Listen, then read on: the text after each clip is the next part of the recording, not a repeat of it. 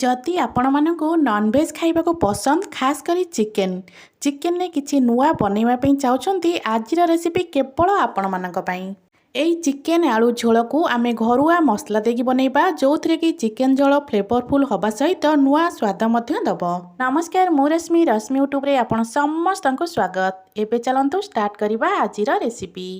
आजिर एई recipe बनैबा पई eighty मु गोटे कड़ाई रे 2 रु 3 चमच हबो सोरिष तेल नै जाईची। तेल को प्रथमे भल भाबरे गरम करिबा पई छाडिबा। तेल हमर भल भाबरे गरम हेई साला परे एबे सेतिरे आमे काटिक रखिथिबा आलू को दबा। आलूर पीस एटी देखि पारुथिबे आलू को मैं बड़ बड़ खंडरे काटिची। आलूर चोपा को मध्य बिल्कुल छड़ेनी। आलू को देई साला परे आलू को भल भाबरे गोल्डन ब्राउन कलर करी एटी आमे भाजी नबा। आलू को भाजिला बेले गैस फ्लेम को हाई रखिथिबे। हाई फ्लेम रे 2 रु 3 मिनिट आलू को भाजी सारा पर देखि पारुथिबे आलू ऊपर हमर हल्का हल्का कलर आसीबा को लागिलानी। बस आउ 1 रु 2 मिनिट पर्यंत आलू को भाजी नबा। आलू भल भाबरे भाजी हे सारा पर एबे चलंतु आलू को गोटे प्लेट को काढी नबा।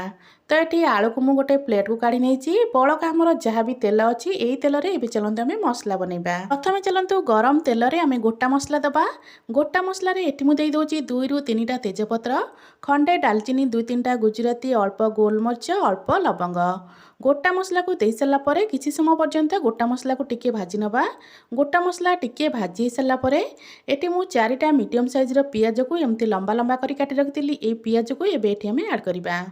गैस रा फ्लेम सेमिति हाई रखिथिबे। हाई फ्लेम रे 3 रु 4 मिनिट पर्यंत पियाज को भाजिबा जे पर्यंत पियाज रा कलर हमर चेंज न होईची। एठी मु कहि रखुची जदि आपण मानको आज रे रेसिपी भल लागे वीडियो को लाइक करिवे, शेयर करिवे। जदि आपण माने मो चैनल नुआ अछंती ताले प्लीज चैनल को सब्सक्राइब निश्चय करनेबे। पियाज को एठी 3 रु 4 मिनिट भाजिला परे देखि परथिबे पियाज रा कलर हमर धीरे धीरे चेंज होबा को लागिलानी। पियाज टी पूरा भल भाबरे भाजी हे गलानी। बस पियाज एतिकी भाजी हे साला परे एबे एटी हमें ऐड करबा अदा रसुन रो बटा। तो एटी मु प्रथमे देई दोची 3 रु 4 चमच भलिया अदा बटा, ता सहित देई दबा 3 रु 4 चमच रसुन बटा। एटी मु पाखापाखी 1.5 केजी रो चिकेन पे मसला प्रस्तुत करूची। आपण माने जेतिकी चिकेन नैथिबे से हिसाब रे मसला को कम अधिक करी देई परिबे। अदा रसुण रो बटा देई साला परे एबे चलंतु मसला को हमें भल भाबरे कसी नबा। मसलाटा को जेते भल भाबरे कसीबे आपण माने जो तरकारी भी बनांतु तरकारी रो स्वादटा सेते भल आस्ताए। मसला कसिबारे बिल्कुल भी कंजूसी करिवेनी। मसला को पाखापाखि आम 4 रु 5 मिनिट पर्यंत कसिबा जेमती मसला रू तेल आमर अलगा हे।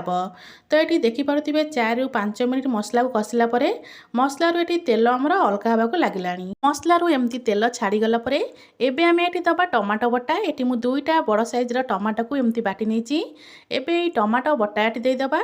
टमाटो बटा देई साला परे आउ पाखापाखि 4 रु 5 मिनिट पर्यंत आमे मसला को कसिबा। टमाटो बटा दे सारा परे मसला को खोलार एमती 2-3 मिनिट पर्यंत कसिबे। 2 रु 3 मिनिट कसी सारा परे आमे ऐड करिबा गुंड मसला। गुंड मसला दे सारा परे आउ 2-3 मिनिट पर्यंत मसला को कसी नेबे। एमिति पाखापाखि 8 रु 10 मिनिट पर्यंत आमे मसला को कसिबा। गुंड मसला रे एटी मु नेइथिली 1 चमच जीरा गुंड, 1 चमच धनिया गुंड, हाफ चमच गोलमरिच गुंड, 1 चमच देइथिली लंका गुंड, 1 चमच देइथिली काश्मीरी लंका गुंड। काश्मीरी लंका गुंड केवल कलर पे मुठी यूज करथिली। आपण माने चाहिले याको स्किप मध्य करि परिबे। मुझे 1 चामच लंका गुंड देइथिली। आपण माने जदि अधिक राग खाउथिबे से हिसाब रे राग को कम अधिक करी नै परिबे। एबे चलंतु दबा स्वाद अनुसार लूण, 1 चामच हळदी गुंड, चिकेन मसला एटी मु 2 चामच नेथिली। एबे गुंड मसला को देई साला परे एबे मसला को हमें भल से कसी नबा। मसला को हमें से पर्यंत कसिबा जे पर्यंत मसला रू तेल आमर सेपारेट न होईची आ मसला पूरा सुखा सुखा न हो जाइची। एबे देखंतु मसला रू तेल सेपारेट हेबा सहित मसला एटी पूरा सुखा सुखा हे गलानी। मसला रा कलर मध्य देखि परथिबे बहुत बढ़िया देखा होची। एबे मसला रू बहुत सुंदर बास्ना मध्य आसीबा को लागलानी। तो एटी मो मसला को पाखापाखि 7 रु 8 मिनिट पर्यंत कसलानी। एबे चलंतु मसला रे में चिकेन ऐड करिबा। तो ये मु 1.5 केजी रो चिकेन को भल भाबरे धुआ धुई कर नैची। धोई सारा परे चिकेन को मु मैरिनेट कर रखिथिली। चिकेन रे मु सोरिष तेल, हळदी गुंड को गोळै किना पाखापाखि अध घंटा आगरो मु रखि नैची। चिकेन को धोइला बेले 2 रु 3 थर भलिया परिष्कार करी धोई देबे। तापरे अल्प हळदी गुंड 2 रु 3 चमच भलिया सोरिष तेल गोळै ताकु मु रखिथिली। तो ये देखि परथिबे मसला हमर भल भाबरे कसी हे गलानी। एबे मैरिनेट कर रखिथिबा चिकेन को मसला रे ऐड करिबा। मसला चिकेन को दे सारा पर चिकेन को आम भल भाव में कषा। गैस फ्लेम लो रखिकिना आम तो मसला को कषुले। एवं चिकेन दे सारा पर गैस फ्लेम को हाई करदे कारण हाई फ्लेम रे चिकेन को कषिले चिकेन आमर पानी छाड़। तो हाई फ्लेम रे पाखापाखि 10 ରୁ 12 मिनट पर्यंत आम चिकेन को कषि नबा। चिकेन को मुझे बिल्कुल भी घोड़े नथी एमती खोलारे पाखापाखि 10 ରୁ 12 मिनट पर्यंत चिकेन को मुझे कषी।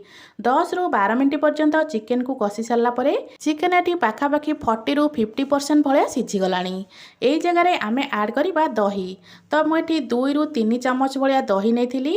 यही दही को ये देदेबा। दही को देला बेले गैस फ्लेम को मुझे लो रखी। लो फ्लेम रे दही को देकिना एबे भल भाव में चिकेन सहित दही को आम मिसई नबा। आपण मैंने मसला कषिला बेले सब बेले दही को यूज करेंगे। थरे एमती चिकेन को कषि सारा पर दही दिंतु तापर किसी समय पर्यंत चिकेन को कषंतु देखिए तरकारीटा केते बढ़िया लगे। तो ये दही सहित मु चिकेन को भल भाव में कषि नहीं। दही सहित चिकेन को भल भाव में मिसई सारा पर ये आम आड करवा भाजिकी रखि आलू। तो ये मुझे आलू को भाजिकी रखी। यही आलू को ये देदेबा। आलू को दे सारा पर चिकेन आलू को आउ 2-3 मिनट पर्यंत आम कषि नबा। चिकेन आलू को मुझे गोलई नौ। गोलई सारा पर आपको कभर करके 2-3 मिनट पर्यंत छाड़ीदबा। 2 ରୁ 3 मिनट पर तो ये देखो चिकेन कषा ये आमर पूरा रेडी होगा। आज आम चिकेन कषा बनाने तो चिकेन झोल बनाऊे। ए चलतु ये पानी आड करवा। पानी बिल्कुल भी ठंडा पानी देवेनि। ये मु नख उषुम पानी दूसरी। नख उषुम पानी पाखापाखि 3 ରୁ 4 ग्लास हम ये मुझे देदे। 3 ରୁ 4 ग्लास पानी दे सारा पर गैस फ्लेम को हाई करदे। हाई फ्लेम रे तरकारी को गोटे फुटा आसा पर्यंत छाड़े। तरकारी रे गोटे फुटा आस सारा पर गैस फ्लेम को लो करदे। लो फ्लेम रे 5 ରୁ 7 मिनट पर्यंत आपको आम सीझापी छाड़वा। आलू जेहेतु आम बड़ बड़ साइज रे काटी भाजिला बेले अल्प सीझी आउ बाकी कषिला बेले आलू सीझी जाइए। 5 ରୁ 7 मिनट भितर आलू आमर बेस भल भाव में सीझीज। एबे चलतु आपको कभर करके 5 ରୁ 7 मिनट पे छाड़वा। 5 ରୁ 7 मिनट पर एबे चलतु कभर काढ़ा। प्रथम आम चेक करनबा आलू आमर सीझी कि नहीं कारण चिकेन तो आमर बेस भल भाव में सीझी जाइए। जेहेतु आलू को मुझे बड़ बड़ खंडे काटी। एबे चलतु चेक करनबा आलू भलसे सीझी कि नहीं। गोटे बड़ खंडे आलू को प्रथम चेक करनबा। तो ये देखिपे आलू आमर बेस भल भाव में सीझी जाइए। चिकेन बहुत भल भाव में सीझी जाइए। तो ये आमर प्रस्तुत होगला चिकेन आलू झोल। एबे उपरे अल्प गरम मसला अल्प धनिया पत्र काटिकिना देदेबा। तो ये गोटे चामच हम गरम मसला दे दूची ता सहित अल्प कटा धनिया पत्र। एबे आमर प्रस्तुत होगला सहज और स्वादिष्ट चिकेन आलू झोल। आशा करुच्ची आपण मानकु आज रेसिपी निश्चय पसंद आसथिबो।